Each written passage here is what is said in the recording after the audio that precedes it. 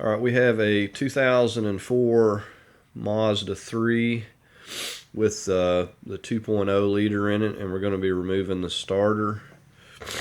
And the first thing that you're going to have to do is either get it up on ramps. I've got mine blocked up, but some ramps or something. Get it off the ground enough where you can, because you're going to have to get underneath it, and definitely get it up on something safe. And the first thing that we have to do is, if you can see, we're right here on the right side of this intake here, and you go down and there is this, and you can see right below that where I got my ratchet position, and there, right there, is like a bracket, and that's the first thing that we have to get off. Now what I found was it was easier to get underneath the car and place this extension on here and get the socket on, which is I'm using a 12 millimeter. This is the first set of nuts you have to remove. It's a 12 millimeter, and it's a deep socket as well. So this, you're not going to be able to see it when you're up here. You're not going to be able to see the nut. So you have to kind of feel for it there. But it's right back in there, and that's the very first thing we have to do, is get that loose. So right now I'm just removing the top one, and then we're going to get underneath and remove the bottom one here. One thing I didn't mention, if you don't have if you're not using a big ratchet and using a small like this, get you a little cheater bar, because these things are going to be really tight, or at least one ratchet that's got an extended handle on it. They're going to be really snug.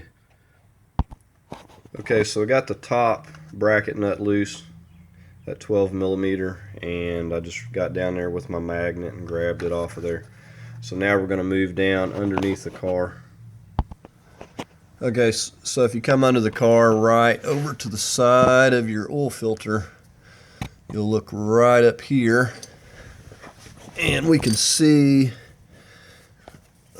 this one, if I can get, okay, right here, we're going to be removing that one. You can see right there, and this one's pretty easy to get to. So we're just going to go ahead and get that off of there.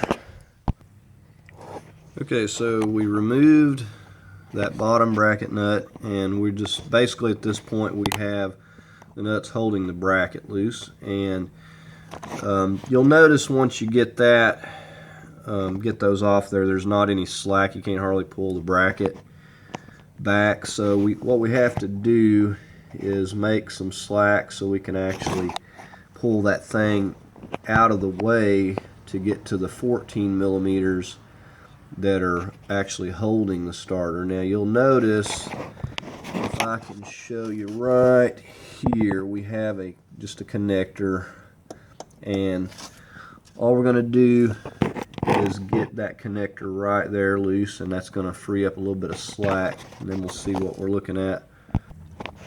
Okay, we've got that connector off there. Still don't have enough slack. What we're going to do is go ahead and try get this connector loose from the starter. Now you'll notice right here, this, let me see if I can get it. It's real hard to get in here where you can see this. There is a cover that goes actually over the nut that holds the wires to the starter. Now all you do with this, right here to the right of my finger, you push in on that tab with a screwdriver. All you do is push in, like towards the passenger side. You push in on that tab, and then it lifts up. So you just push in. You'll push that direction on that tab, and maybe I can show you after I get this thing pulled down, but you push in, and then that just flips up, and then when we've got a nut under that we can get to there. So we're going to go ahead and try to get down there and get to that now. Okay, I want to show you right about here where my finger is. Let me see. If you can see that, there is it's just really hard. Let me see if I can get underneath here. It's just impossible to get a camera angle. Okay, we're gonna take this right here. We're gonna pry that out, and that's gonna give us some more slack. That just a little fastener that goes into that intake there. We're gonna pry that out. It just kind of like clips in there, and I know I got that light up there shining right in my camera. So we're gonna do that and get some more slack now. Okay, now the next one that I'm gonna remove is this one right here. I'm looking at it from the top, and you'll notice that you just have to work from the top and the bottom. Like I said, you just have to get some of these connectors and little zip tie things and loose to get these wires where you can just get this bracket off. The bottom has slack, but the top doesn't, so I'm going to remove that one. The key is just removing as little as we can so we don't have a lot to put back. So I'm going to go ahead and do that now. Okay, so with that one off right here, I was able to get enough slack just to move it over to the side out of the way of the bolt studs that are going to be going through there. And those are going to be 14 millimeter. You'll need a deep well, and you know, the biggest thing is, like I said, just to move it out of the way, just enough where you don't have to put back a lot. And that's all I've done. I took this connector and popped just a few of the wires off the little clips. And even if you break some of these, it's not the end of the world. I mean, these wires aren't going anywhere. They get a little carried away sometimes with zip tying all these things. And you can see right down here, we're looking at the bottom. This is the oil sensor there. I just pulled that out of the way too. That's the 14, I believe it's a 14 right there. And we're just going to start on the bottom one. It's the easiest one to get to. Like I said, for the top, I like to kind of feel for it from the bottom and get it on, and then I'll go up top and break it loose and everything. So we're just going to go ahead and get this bottom one out here now. I just wanted to show you how it's positioned on this with the 14 millimeter from the bottom. This you have to kind of just push up a little bit, this wire. It's not in the way though. You don't need to take it loose. Like I said, I'm using a little cheater bar because these things are really tight. See if I can do this one-handed and I'll show you. So I mean, they really got some torque on there.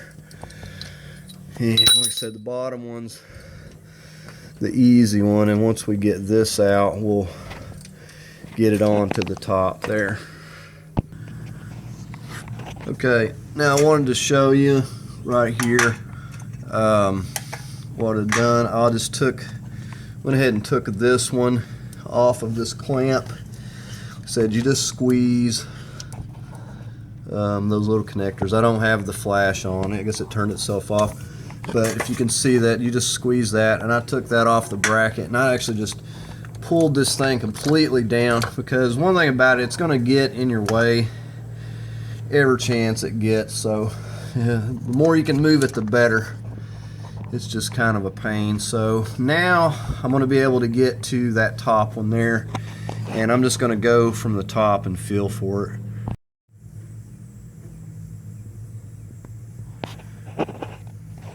Okay, so we've got the extension on there, and I've just kind of got it. You can kind of see about where this is located, like right below this tube and this contraption here. And like I said, you just have to kind of feel for that top one. Just plan on just fiddling it around till you can get a hold of it there. And I'm just going to get this one broke loose from the top by using my cheater bar. Okay, this is your 14 millimeter studded bolt that goes in that starter. You got 2 of those, and just got the top one out, and still not a lot of slack, but I like to pull this thing loose, and I'm just in the process right now just kind of working it down. One thing about this right here, there's a clip, and you actually have to depress this on the other side. That's why I like to kind of get this down here a little bit so I can work on it. It won't just pull straight off there. You actually have to depress that little clip that's on the other side that you can't see and pull it off. And then there's a nut right. It said my light shut off on my phone. I can't figure out what I did, but I don't have any light on this thing now. But anyway, there's a nut right there on that starter. I can't remember the size. Right behind this wire right here. And that's going to be the next thing that we have to get loose there. And then this thing will just come on down here out of the way. Okay, the nut, you see my socket on right there, that is a 12 millimeter, and that is what is holding the main wire on that. So I'm going to go ahead and get that loose now. Okay, we just took the nut off of the main power wire there, and up here we're going to be removing that right there, that plastic piece that you can see that's on the yellow round looking thing. And you'll notice that there are some little plastic tabs. I'm sorry I can't point at this. I'm having to hold this light here if I can get this situated.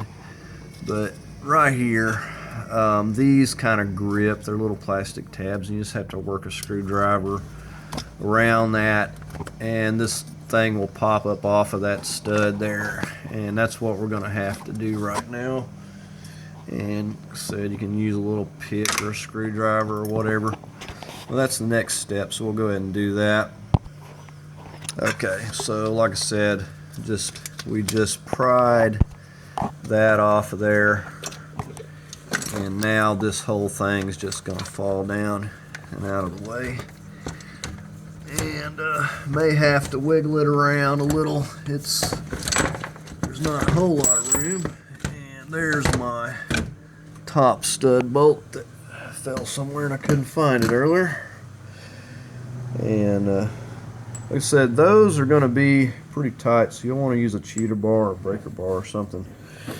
They're going to be snug if it hasn't been messed with. So here's your starter. Like I said, not a whole lot to it. You just got those bolts and you got that bracket.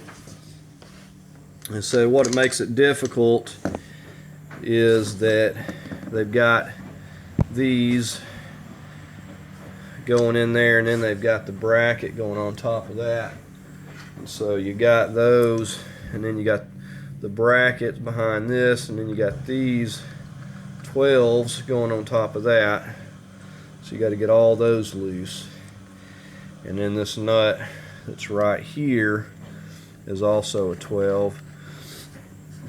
And like I said, this little clip that I removed, you just have to get a little pick or a screwdriver and push, and then that'll pull off of there.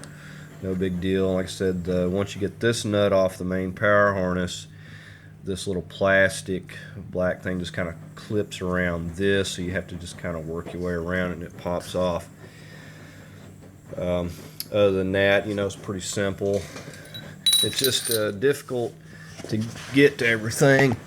And let me see if I can show you on this thing here. Still really can't get this thing pulled down or I would show you, but this snaps on here, and all you do is push right here where my thumb is. You push in and this whole thing pops up.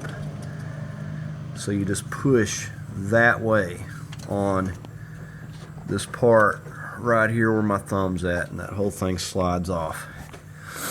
And now when I'm actually swapping this engine out, I'm putting this one in here, so I'm definitely going to put this starter and all this back on before I put it back in. I just wanted to do a video because it is kind of difficult, and I wanted to see how hard it was to get it out of here with it in the car, and it's really, it wouldn't be so bad. I said it's just the bracket that they have going over that, and the fact that you got a lot of wires that you can see running through there, and that they happen to be clipped together and clipped to other stuff, and it doesn't give you any slack, so you really got to push that bracket out of your way to be able to get to those.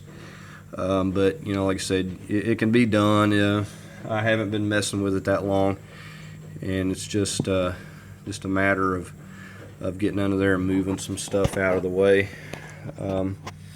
So anyways, maybe that can help someone out on this. Like I said, this is got the 2.0 in it, and this is a Mazda 3i. So, but they're the same, like the 2004 through the 2009, whether it's a 3S or whatever, they're all going to be the same.